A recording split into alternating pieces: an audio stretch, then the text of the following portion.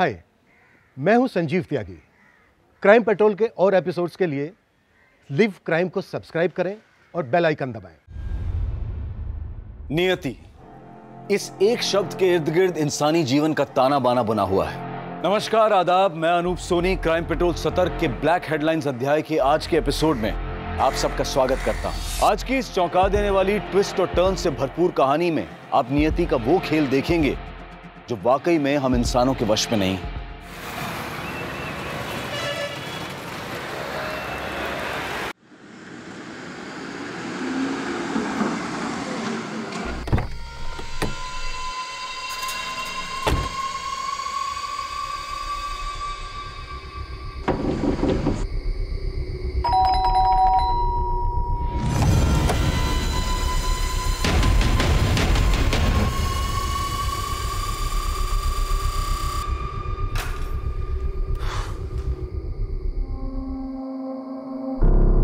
Thank you Reema. Reema, चलो जाओ अपने कमरे में। जी भैया।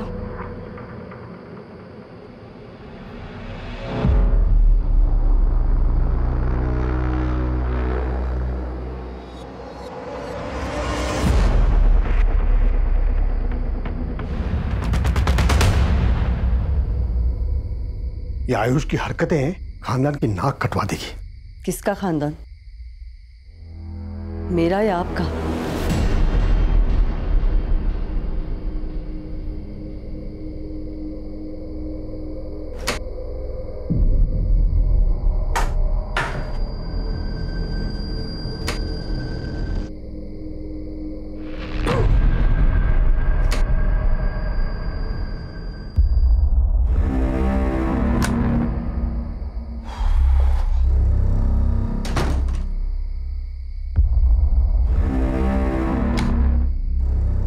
सॉरी अंकल, वो बर्फ रखना भूल गई थी। कोई बात नहीं बेटा, गलती किससे नहीं होती। हाँ, जाओ आराम। चल दवाई देता हूँ, कल सुबह तक ठीक हो जाएगी। हाँ?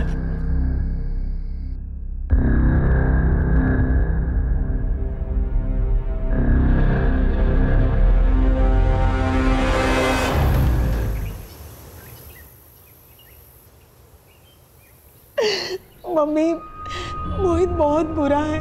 मैंने उस पर कितना भरोसा किया था। उसके कहने पर उसके साथ घर छोड़ के भाग गई, उससे शादी की।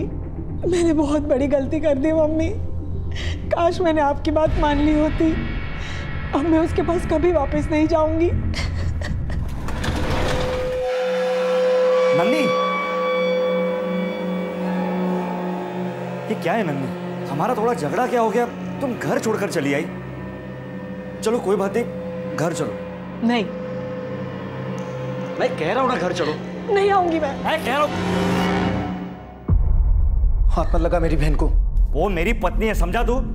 चल चल निकल अब। अरे एक मिनट, अब मैं दिखाता हूं कि मैं क्या कर सकता हूं। किसी को नहीं छोड़ूंगा। जा, मत छोड़ना, जा निकल।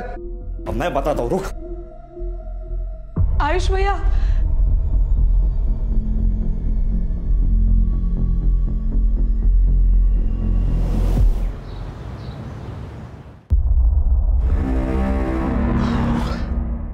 सुनिए, पेशेंट को 3 दिन अंडर ऑब्जर्वेशन रखना है। बीपी और शुगर मॉनिटर करते रहना है। Sir okay. या पापा, आपने मेरा क्रेडिट कार्ड ब्लॉक क्यों की? पैसे खर्च करने की एक लिमिट होती है।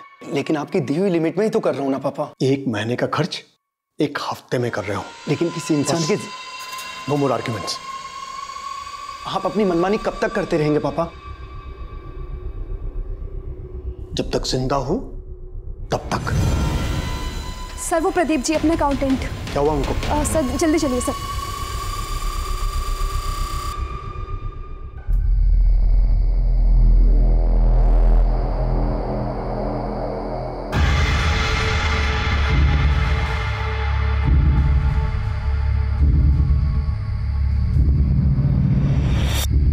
सुन, चला बैठते हैं। चल।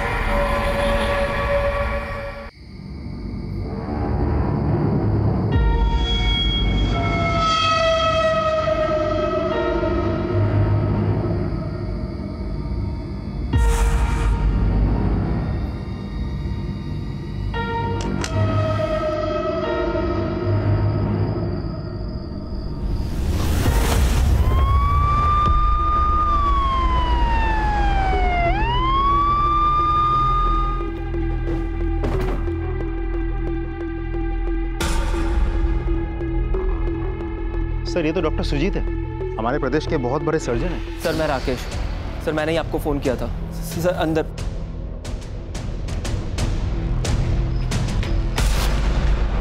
मध्य प्रदेश के जाने माने डॉक्टर सुजीत, उनकी पत्नी मालिनी और उनकी बेटी नंदिनी की बर्बरता से की गई हत्या से सभी घबरा गए थे। सवाल यह था कि एक डॉक्टर और उसके परिवार वालों की किसी से ऐसी क्या दुश्मनी थी कि इतने वहशियाना तरीके से उन सब की जान ले ली गई। आखिर क्या था इस भयंकर हत्याकांड का राज और किसने इस जघन्य अपराध को अंजाम दिया था और क्यों? घर में और कौन कौन है? सर मैं रहता हूँ और सुजीत अंकल का बेटा आयुष। कहाँ पे वो? सर वो कहीं बाहर गया हुआ है, मैंने फ़ोन किया पर लग नहीं रहा है। कोई और नंबर है? उनकी गर्लफ्रेंड संचिता का। राकेश भैया। जी राकेश भैया। संचिता, आयुष है? आयुष तो नहीं है। हाँ 1 मिनट। हाँ नाम लो शैतान हाजिर। राकेश भैया का फोन है, तुम्हारा फोन नहीं लग रहा है, बात करो। हाँ राकेश। कहाँ है यार तू? जल्दी आ, यहाँ बहुत गड़बड़ हो गई है, पुलिस भी आई हुई है। क्या? Hey Ayush, thank you so much यार हेल्प करने के लिए। अरे यार ये सब बातें बाद में करना, आयुष के घर पे पुलिस आई है। चल यार जल्दी। क्या पुलिस? हाँ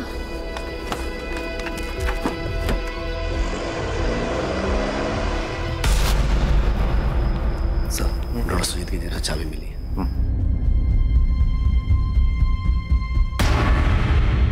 कौन कौन काम करते हैं इस घर में? साहब मैं वॉचमैन ही करता हूँ और माला यहाँ काम करती है जो दिन में ही चली जाती है।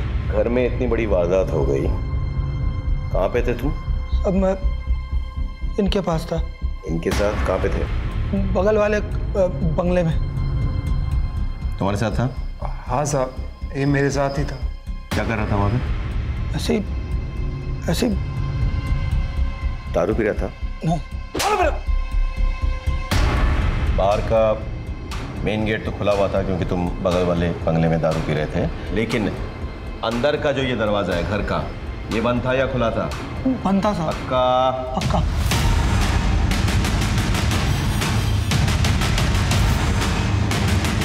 चाबी किसके पास रहती है? राकेश भैया के पास और मालिक डॉक्टर सुजीत के पास और आयुष भैया के पास। लेकिन सर डॉक्टर सुजीत की चाबी तो उनके जेब में से ही मिली। और किस किस के पास रहती है चाबी? मालकिन तो घर पर ही रहती है और नंदिनी दीदी की शादी हो गई इसलिए चाबी उनके पास नहीं रहती। झूठ नहीं? नहीं साहब झूठ नहीं बोल रहा हूँ साहब। कुछ तो गड़बड़ है। घर में घुसने का रास्ता एक ही है। तो महेंद्र एक काम करो, तुम आसपास पता करो, देखो कोई एटीएम है या कोई दुकान वुकान है, कोई सीसीटीवी हो तो उसका फुटेज निकाल, मुझे चेक करनी है, very important. Something is not right.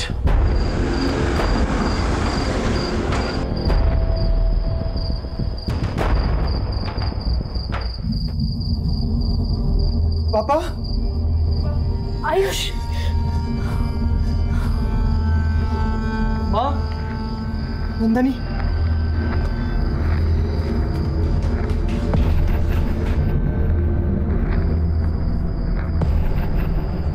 Rakesh, Reema है, ठीक तो नहीं वो? हाँ, मैं भोपाल कल हॉस्टल से लौटा था।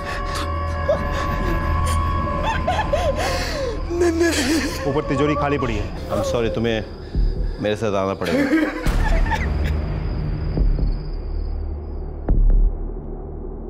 क्या था इस तिजोरी में? सर हमारे पुश्तैनी गहने और यही कुछ घर खर्च के पैसे। कितने? 5-10 हज़ार रुपए। पापा उससे ज्यादा रखते भी नहीं थे। इन गहनों के कोई फोटोग्राफ्स हैं? नहीं सर, ये गहने तो माँ ने बहुत साल पहले ही पहनना छोड़ दिया था। हाँ ठीक है, लेकिन कोई पुराना फोटोग्राफ जब आपके माँ ने गहने पहने हुए हो, मतलब जैसे शादी की फोटोग्राफ्स होते हैं। हाँ एल्बम में शायद मिल जाए। Good good.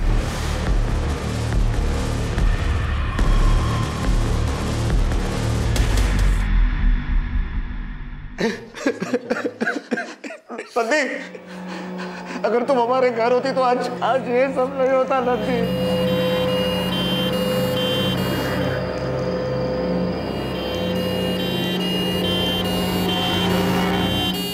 फैमिली मेंबर्स की सीडीआई रिपोर्ट निकालो, हो सकता है कोई सुराग मिले, और एक टीम को डॉक्टर सुजीत के अस्पताल भेजो।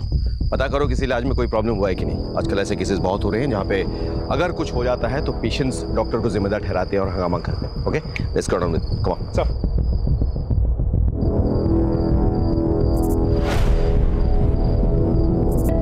हेलो, एक शॉप का एड्रेस भेज रहा हूँ। आज शाम 7 बजे से लेकर के अभी तक की उसकी सीसीटीवी फुटेज चाहिए। इंदौर के जाने माने डॉक्टर सुजीत, उनकी पत्नी मालिनी और उनकी बेटी नंदिनी की किसी ने बेरहम तरीके से हत्या कर दी थी। इस अप्रत्याशित घटना ने पूरे शहर को दहशत में डाल दिया था।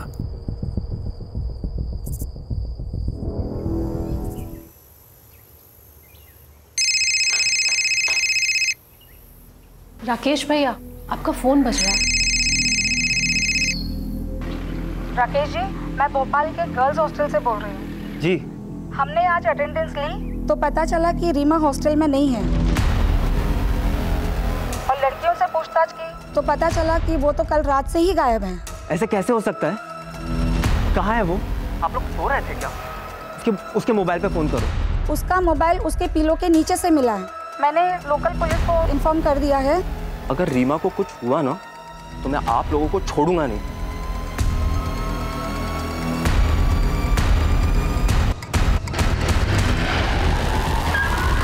जैन सर। जैन सर, मैंने वॉचमैन और पड़ोसियों से पूछताछ की तो पता चला कि नंदिनी ने घर से भाग के मोहित से शादी की थी। अच्छा? Yes sir. दोनों के बीच इन दिनों काफ़ी झगड़े चल रहे थे। जब नंदिनी को अपनी गलती का एहसास हुआ तो मायके वापस चली गई थी। सर, पोस्टमार्टम रिपोर्ट अभी बन रही है सर। डॉक्टर का कहना है कि जिस तरीके के घाव के निशान हैं वो किसी नौसिखिए का काम हो सकता है, क्योंकि कोई भी प्रोफेशनल किलर इस तरीके से वार नहीं करता। एक बात और सर, किसी भी डेड बॉडी पर उनके खुद के फिंगरप्रिंट्स के अलावा कोई और फिंगरप्रिंट्स भी नहीं है। मेरा शक सही निकला। ये महज मर्डर या डकैती का मामला नहीं है, ये एक दिखावा है। मामला कुछ और है। Excuse me sir. Hello sir, एक इन्फॉर्मेशन देनी है। एक मिनट, बोलो। सर, राकेश की बहन रीमा अपने गर्ल्स हॉस्टल से गायब है। राकेश से बात की? सर, कोशिश की मैंने, और वो खुद परेशान है, किसी से बात नहीं कर रहा। ठीक है, हम आते हैं। चलो लेट्स गो बॉयज।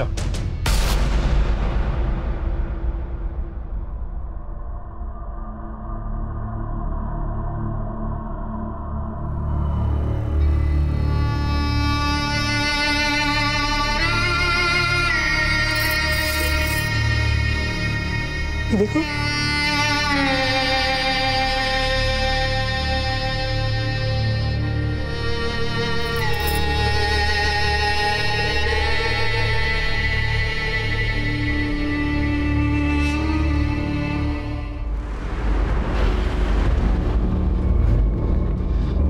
सर, अच्छा हुआ आप आ गए सर।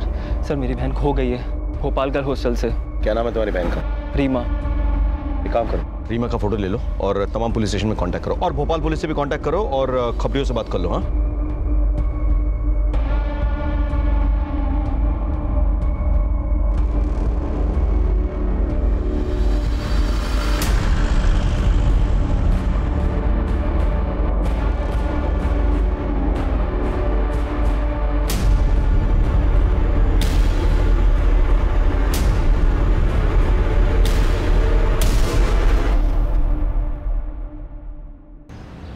जैन सर। जैन बेटा। आप पुलिस इंस्पेक्टर हो ना? सो तो हूँ। ये चिट्ठी है। चिट्ठी? किसने दी?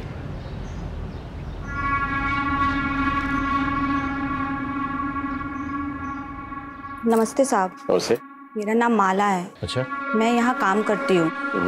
सर, जब कल सुबह मैं काम के लिए आई तो मैंने देखा कि मम्मी, शायद मैं शादी के लिए रेडी ही नहीं थी। प्यार करते वक्त ऐसा लगा जैसे मोहित इस दुनिया का सबसे अच्छा लड़का है। उसके साथ शादी करके मैं हमेशा खुश रहूंगी, लेकिन सच्चाई कुछ और ही निकली। फिर क्या पिछले 1.5 साल से तुम लोग सिर्फ लड़ते रहे? नहीं मम्मी, ज्यादातर वक्त तो हम खुश ही थे, लेकिन अभी अभी बहुत झगड़े होने लगे हैं। तो फिर उन पलों के खातिर अपने रिश्ते को और एक मौका दो, देखना खुशियाँ फिर लौटेगी। साहब, माँ के कहने पे नंदिनी दीदी तो कल सुबह ही अपने पति के घर चली गई थी। जी साहब।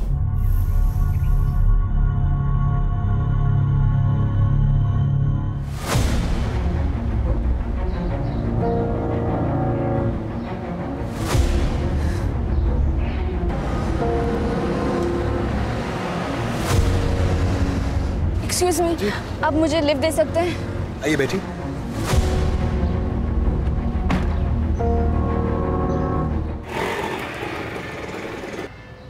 कितना? 50।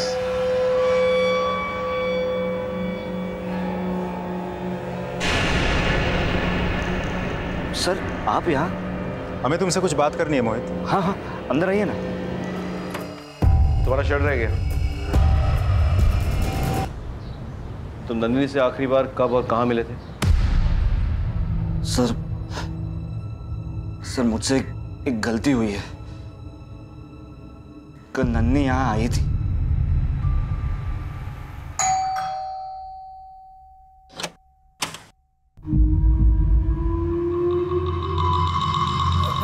नंदिनी तुम यहाँ? क्यों? मेरा घर है, मेरा पति है, आऊंगी नहीं क्या? अरे आ सकती हूँ, पर मैं क्या कह रहा था कि आओ ना बैठकर बात करते। पहले तुम ये बताओ कि तुम बिना शर्ट के क्यों घूम रहे हो? कितनी ठंड बढ़ गई है तुम्हें पता है? बीमार पड़ना है क्या?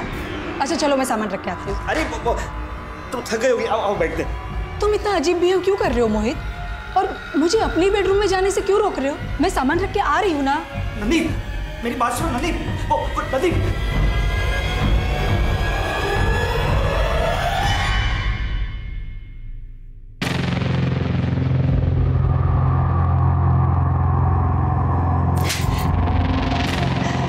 मैंने कभी नहीं सोचा था कि तुम इतना नीचे गिर जाओगे। सर अगर मैंने वो गलती नहीं की होती तो आज मेरी नंदी जिंदा होती सर। ये कल कितने बजे हुआ? कुछ दोपहर के 2-2:30 बजे हो गए सर। नंदिनी का मर्डर लगभग 9 बजे के करीब हुआ, राइट सर? तो 2 बजे और 9 बजे के बीच में तुम्हें टाइम नहीं मिला नंदिनी को कांटेक्ट करने का? सर मैंने उसे काफी फोन की पर उसने मेरा एक भी फोन नहीं उठाया और उसके बाद मुझे तुरंत नंदी की मौत की खबर मिली सर।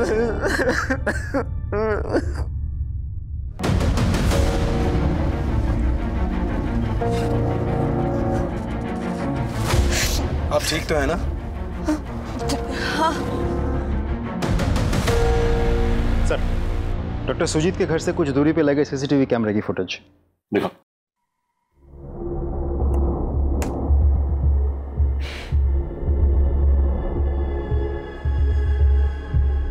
इससे कुछ पता नहीं चल रहा है। ये तो ऑटो रिक्शा में लोग आते जाते देख रहे हैं बस। इस केस के तमाम पहलू अनक्लियर हैं। एक काम करते हैं कि इसकी एक एक कड़ी को जोड़ते हैं। अब तक हमें क्या पता? पोस्टमार्टम रिपोर्ट के मुताबिक ये मर्डर किसी अनप्रोफेशनल यानी एमेचर ने किया है।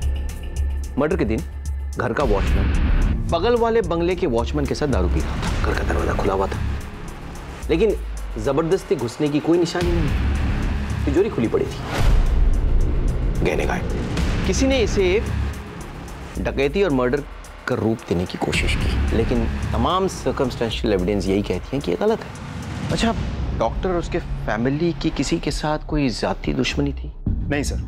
हॉस्पिटल में किसी के साथ कभी कोई लड़ाई हुई हो? सर हमने हॉस्पिटल में जाके पूछताछ की तो डॉक्टर सुजीत सर को लोग भगवान की तरह पूछते थे और सर से कभी कोई गलती नहीं हुई, ना ही डायग्नोसिस में और ना ही ऑपरेशन में। 100% रिकॉर्ड था उनका। डॉक्टर सुजीत अपने स्टाफ को बहुत मानते थे, इनफैक्ट अपनी फैमिली की तरह मानते थे। सर हॉस्पिटल के सारे स्टाफ तो डॉक्टर सुजीत की बहुत तारीफ कर रहे थे। सर सीडीआर रिपोर्ट आ गई सर। रिपोर्ट के मुताबिक जिस वक्त ये घटना हुई उस वक्त मोहित अपने घर पर था और आयुष का मोबाइल स्विच ऑफ था सर, और राकेश ठीक उसी वक्त घर पर आया था। टाइम में सर थोड़ा आगे पीछे है। आयुष का मोबाइल स्विच ऑफ होना कोई इत्तेफाक नहीं हो सकता। एक काम करो, राकेश और आयुष पे नजर रखो। उनकी बहन रीमा का कुछ पता चला? सर अभी तक तो नहीं।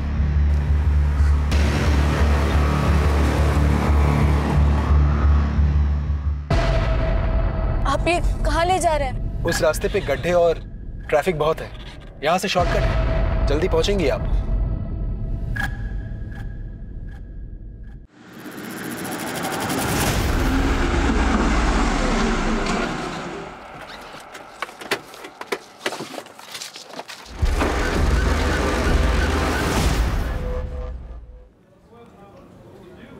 सर मैं अंदर आ सकता हूँ? हाँ आइए। जय हिंद सर। जय हिंद। मैं पांडे, पलाशिया पुलिस स्टेशन। जी। डॉक्टर सुजीत मर्डर केस के बारे में हमारे पास जानकारी थी। अच्छा। व्हाट? आयुष ने अपनी मर्डर की एनसी लिखवाई है? कंप्लेंट रजिस्टर करनी। कैसा कंप्लेंट? मर्डर। पर किसका मर्डर होने वाला है? मेरा।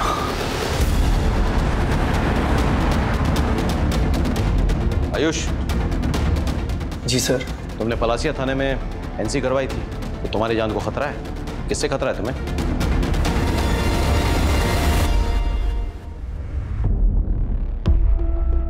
मतलब तुम्हें डॉक्टर सुजीत से खतरा था? कहीं ऐसा तो नहीं कि डॉक्टर सुजीत तुम्हें मार डाले, इस डर से तुमने उन्हें पहले मार दिया? नहीं सर, उनकी नियति उन्हें ले डूबी सर। लेकिन क्यों? डॉक्टर सुजीत तो तुम्हारे पापा थे, वो भला तुम्हें क्यों मारेंगे? ये मैं आपको नहीं बता सकता सर। कोई बात नहीं, हमें तो पता चल ही जाएगा। सारे राज खुल जाएंगे। मौत का राज, कहने की चोरी, सारे मुखौटे खुल जाएंगे, सच्चाई अपने आप बाहर आ जाएगी। बिल्कुल, मैं भी यही चाहता हूं। लेकिन जब सच्चाई हमारे हाथों लगेगी तब तुम्हारा क्या होगा?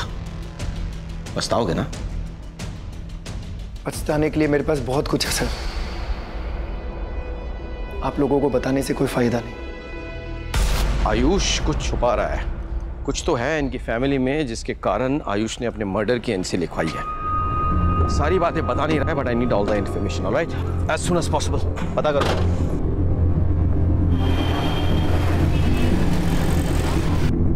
राकेश भैया, राकेश भैया, आयुष भैया। क्या हुआ तुम्हें? तुम्हारी वजह से घर में सब लोग कितना टेंशन में थे। सब ठीक तो है ना? आयुष, ये देखो।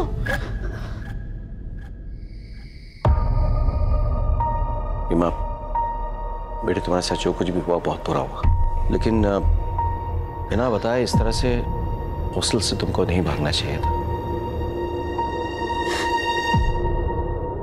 टीवी पर खबर थी कि तो पता चला कि अपने घर में 3 मर्डर हुए। मुझे कुछ समझ में नहीं आ रहा था मैं क्या करूं। बहुत घबरा गई थी। हॉस्टल वालों को पूछती तो जब तक राकेश भैया लेने नहीं आते तब तक वो मुझे नहीं निकलने देते। इसलिए मैं किसी को बिना बताए चला गया। बेटे तो सब ठीक हो जाएगा। हम लोग हैं, will take care of you, ठीक है? डरो मत। बेटे तुम्हारे भैया कहाँ पे? नशा उतरा? चला बता, बार में बैठ के डॉक्टर सुजीत को गालियां क्यों दे रहा था? और तेरे पास 2-2 हजार के नोट कहां से आए रे? सर, सुजीत बहुत खराब आदमी था, गंदा था वो।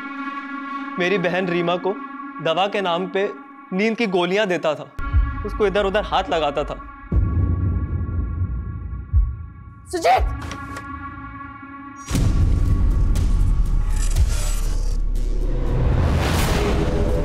तुम अपनी बहन को कहीं और रखो, किसी गर्ल्स हॉस्टल में। और हाँ, सुजीत की हरकतों के बारे में उसे मत बताना, वरना उसका इंसानियत से विश्वास उठ जाएगा। सर, सुजीत की हरकत देखकर किसी भी भाई को गाली देने का मन करता, मेरा भी किया। और पैसे? रीमा की हॉस्टल फीस के लिए मालिनी आंटी ने पैसे दिए थे, और अब रीमा ही हॉस्टल से वापस आ गई थी तो मैंने वो पैसे दारू में खर्च कर दिए।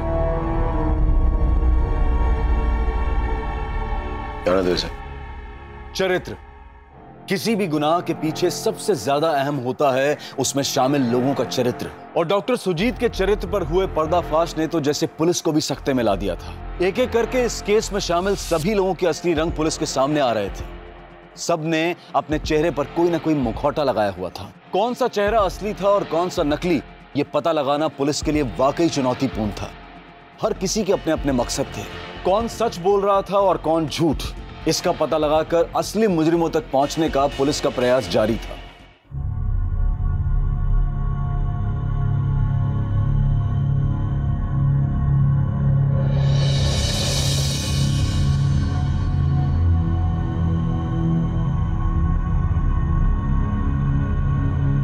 सर, लिस्ट में जितने भी नंबर्स हैं। सर,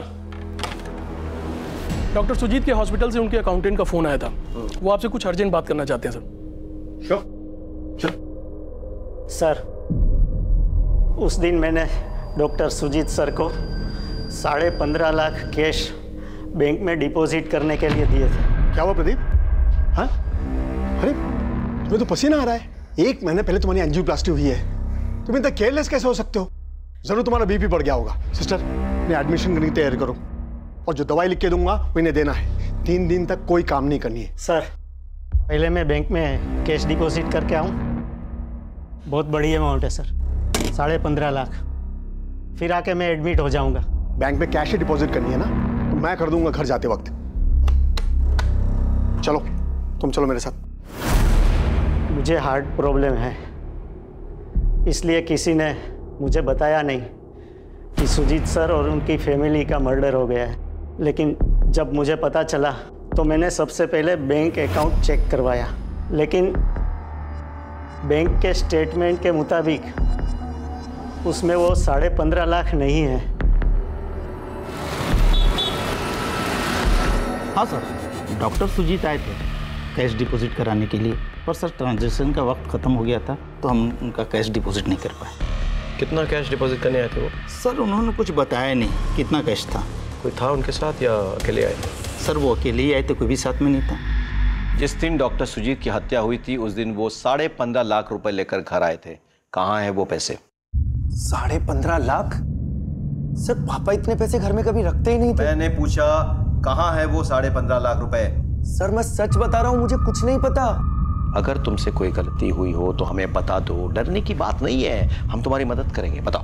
लेकिन सर आप कौन से 15.5 लाख की बात कर रहे हैं? मुझे पता ही नहीं। मैं वही 15.5 लाख की बात कर रहा हूँ जो डॉक्टर सुजीत अस्पताल से निकालकर बैंक में डिपॉजिट करने गए थे और उसके बाद उसे घर लेके आए थे। सर, एक ज्वेलर आया है, चोरी हुई गहने की जो फोटोज हमने भेजी थी उसके बारे में कुछ कहना चाहता है। बुलाओ सर, अभी एक आदमी दुकान पर आया था, आपने जैसी पिक्चर भेजी थी वैसे ही पुराने गहने बेचने आया था जी। मैंने कहा कि पैसों की व्यवस्था करने के लिए थोड़ा समय दे दो। Very good. अब एक काम कीजिए, उससे कहिए कि आपको वो दुकान के पीछे मिले। जी। उसे कहना कि दुकान के अंदर सीसीटीवी कैमरा है। हाँ? और बिना कागजात की खरीदारी करेगा तो फंस जाएगा। जिस ज्वेलरी शॉप की तलाश में पुलिस लगी हुई थी, आखिरकार पुलिस को वो लीड मिल ही गई, जिससे वो ज्वेलरी भी मिली और वो चोर भी।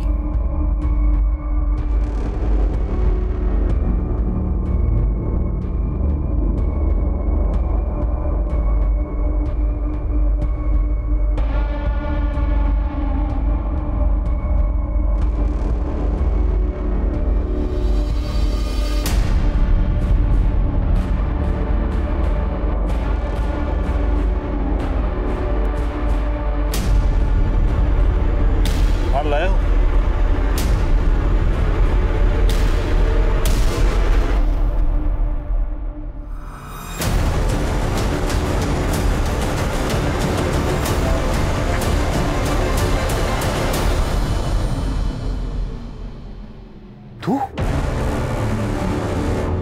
तूने गहने और उसके साथ कैश भी चुराया, और सिर्फ चुराया नहीं, तूने उस घर के 3 मेंबर को मार डाला जिन्होंने तुझे और तेरी बहन को आसरा दिया था। सर मैंने सिर्फ गहने चुराए हैं, ना मैंने मर्डर किया है और ना ही मैंने पैसे चुराए। सर वहाँ पे पैसे थे ही नहीं। सर मैं रीमा को भोपाल गर्ल हॉस्टल जब छोड़कर वापस आया, फिर मैं सुजीत अंकल के कमरे में गया।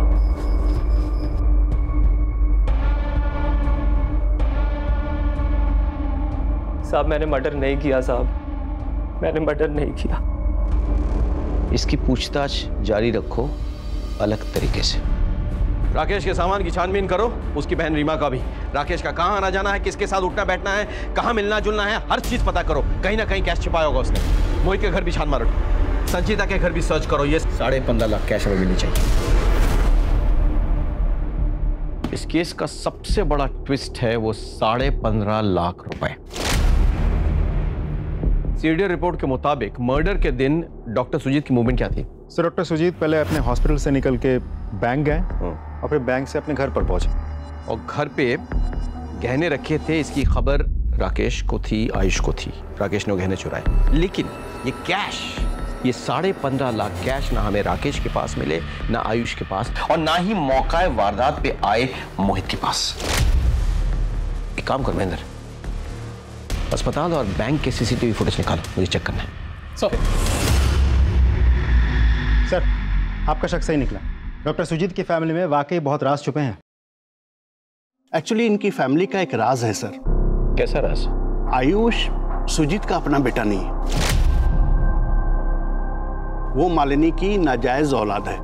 सुजीत मालिनी के पिता के हॉस्पिटल में जूनियर डॉक्टर था। मालिनी अपने प्रेमी से प्रेग्नेंट हो गई, प्रेमी भाग गया। इज्जत बचाने के लिए मालिनी के पिता ने मालिनी की शादी सुजीत से कर दी। सुजीत ने भी प्रॉपर्टी के लालच में मालिनी से शादी कर ली। सुजीत मालिनी को खुश रखने की कोशिश करता था, पर वो सब दिखावा था। वो तो मालिनी के पैसे लेकर अय्याशी में उड़ा दिया करता था, इसलिए उन्होंने विल बनाने की बात की। मैंने ही विल बनाई थी। विल के अनुसार 25 साल पूरा होते ही आयुष पूरी प्रॉपर्टी का मालिक बन जाएगा। कुछ समय के बाद मेरे पिता के दोस्त इस दुनिया को छोड़ गए। सुजीत को विल का पता चला और तब से उसकी आंखों में आयुष और मालिनी खटकने लग गए। मुझे पता था सर कि आपको पता लग ही जाएगा, लेकिन सच तो यह है कि मेरे बाप ने मेरी मां को इतना टॉर्चर किया था कि मेरी मां एक अलग ही जोन में चली गई। पूरी दौलत हथियाने में सबसे बड़ी रुकावट सिर्फ और सिर्फ मैं ही था। कहानी इंटरेस्टिंग है, लेकिन इससे तुम बेगुनाह साबित नहीं हो जाते, बल्कि और बड़े सस्पेक्ट बन जाते हो। तुमने डॉक्टर सुजीत को मार डाला, मालिनी और नंदिनी ने वो देख लिया, यानी कि वे विटनेस बन गए। मजबूरन तुमने उन विटनेसेस को खत्म कर डाला, है ना? एक भरे पूरे परिवार की हत्या, 15 लाख रुपए की चोरी, रीमा की इज्जत पर की गई घिनौनी कोशिश। ऐसा लग रहा था जैसे पुलिस एक साथ कई केसेस सॉल्व कर रही थी। इन सब की कड़ी एक दूसरे से बड़े ही पेचीदा तरीके से जुड़ी हुई थी। पर अब सवाल यह था कि क्या पुलिस इस गुत्थी को सुलझा पाएगी?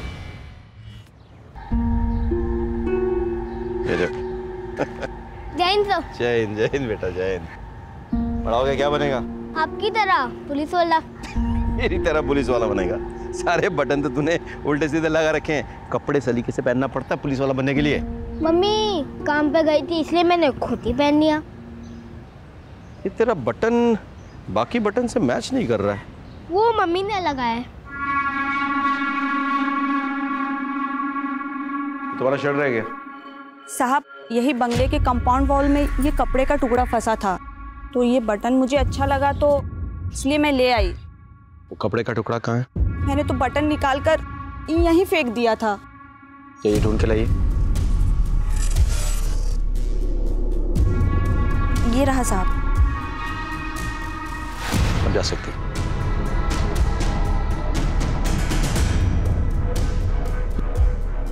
सर, ये शर्ट का टुकड़ा मेरा नहीं है। फोरेंसिक के रिपोर्ट से साबित हो जाएगा ये टुकड़ा तेरे शर्ट का ही है। बोल डाल, सच बोल। सर, मैंने सोचा कि मायके जाकर उसके साथ एक बार बात करता हूँ, उसे फिर से घर लाता हूँ। बस उस रात को मैं उसके घर गया था। सच बोल। तू अपने पत्नी को वहां से जबरदस्ती लेके जाना चाहता था। तेरे ससुर ने तुझे रोकने की कोशिश की तो तूने उसे धक्का दिया और उससे वो मर गया। बोल बोल, ऐसा हुआ कि नहीं? हाँ, तेरी पत्नी ने हमें फोन करने की कोशिश की तो तूने उसे भी मार डाला। आवाज सुनकर तेरी सास वहां पे आई, वो विटनेस न बन जाए ये सोचकर तूने उसे भी मार डाला। बोल, सच है कि नहीं? सर, ये सच नहीं है सर।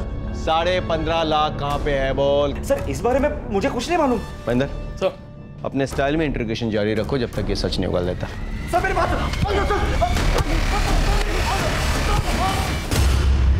सर, बैंक और हॉस्पिटल दोनों जगह की सीसीटीवी फुटेज आ गए सर। सर, ये बैंक का फुटेज है।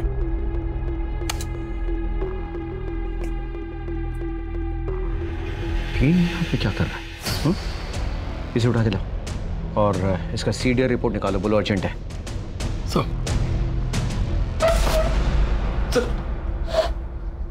सर, मुझे यहाँ क्यों लाया? मैंने क्या किया? तूने क्या किया? तूने पैसे चुराए। कौन से पैसे? 15.5 लाख रुपए जो तूने डॉक्टर सुजीत से चुराए। कहाँ पे है वो पैसे? सर, मुझे नहीं पता। नहीं चुराए? हाँ? तू जानता था डॉक्टर सुजीत 15.5 लाख रुपए कैश लेकर बैंक गए, पता था कि नहीं? नहीं सर। महेंद्र, इसे क्लिप दिखाओ जरा।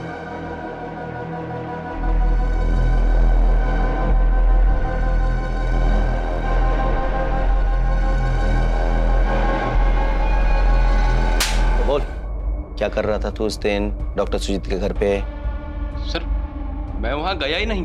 हमारे पास सारे एविडेंसेस हैं, समझा? टाइम, लोकेशन, सब कुछ। तेरा मोबाइल खुद चल के तो नहीं गया था उसके घर? बता दे, देख बता दे। सर मत मारिए, बताता हूँ। प्लीज सर मत मारिए सर, सब बताता हूँ सर, सब बताता हूँ। सर मुझे दारू, ड्रग्स और लड़कियों पे पैसे उड़ाने की लत लग गई थी सर। मुझ पे बहुत सारा लोन चढ़ गया था और जिन लोगों से लोन लिया था वो जान के दुश्मन बन गए थे। आए दिन जान से मारने की धमकी देते थे। सर मैं बहुत परेशान हो गया था, क्या करूँ कुछ समझ नहीं आ रहा था। अचानक सुजीत अंकल के पास इतना सारा कैश देख के लगा कि अगर ये पैसे मुझे मिल जाए तो अपनी जान बच सकती। मैंने आयुष को कई बार देखा था, वो अपने घर की चाबी अपनी कार की चाबी के साथ एक ही की चेन में रखता है सर। मैंने प्लान बनाया, मैं किसी तरह आयुष की कार ले गया, सुनसान जगह सर कार पार्क की और मैंने एक चाकू खरीदा। मंकी कैप पहन के मैं सुजीत अंकल के घर में घुसा सर, चाबी से दरवाजा खोला और इत्तेफाक से सुजीत अंकल भी वहीं थे। तू ये काम कब से करने लगा? उन्होंने मेरा चेहरा देख लिया सर। अब अगर उन्हें नहीं मारता मैं तो वो सबको मेरा नाम बता देते। बचाओ! बचाओ! उन्हें मारना जरूरी हो गया था सर। मैं फटाफट पैसे लेके भागने की कोशिश कर ही रहा था कि नंदिनी और मालिनी आंटी ने मुझे देख लिया। दोनों को मारने के अलावा मेरे पास कोई चारा नहीं था।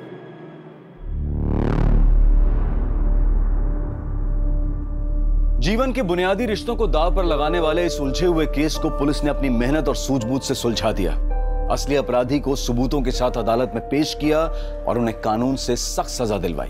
इन सब का नतीजा देखकर तो एक ही बात मन में आती है कि काश इन लोगों ने थोड़ी सतर्कता दिखाई होती। काश डॉक्टर सुजीत और आयुष ने अभिषेक के पैसों के लालच को समझा होता। काश नंदिनी लव मैरिज को सुलझे हुए ढंग से हैंडल करती। काश रीमा सुजीत के मन में छिपे हुए पाप को जान पाती। काश आयुष अपनी मां को अत्याचारी बाप से अलग करता और काश अभिषेक अपने लालच पर कंट्रोल रखता तो आज डॉक्टर सुजीत, मालिनी, नंदिनी जिंदा होते।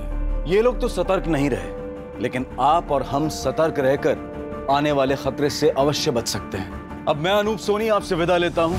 आपसे फिर मुलाकात होगी क्राइम पेट्रोल सतर्क के ब्लैक हेडलाइंस अध्याय में एक और नए केस के साथ। और याद रखें, क्राइम और आपके बीच में सिर्फ इतना फर्क है कि आप कितने सतर्क हैं। सतर्क रहें, सुरक्षित रहें। जय Hind. For more updates, subscribe to our channel, click the show links and enjoy watching the videos.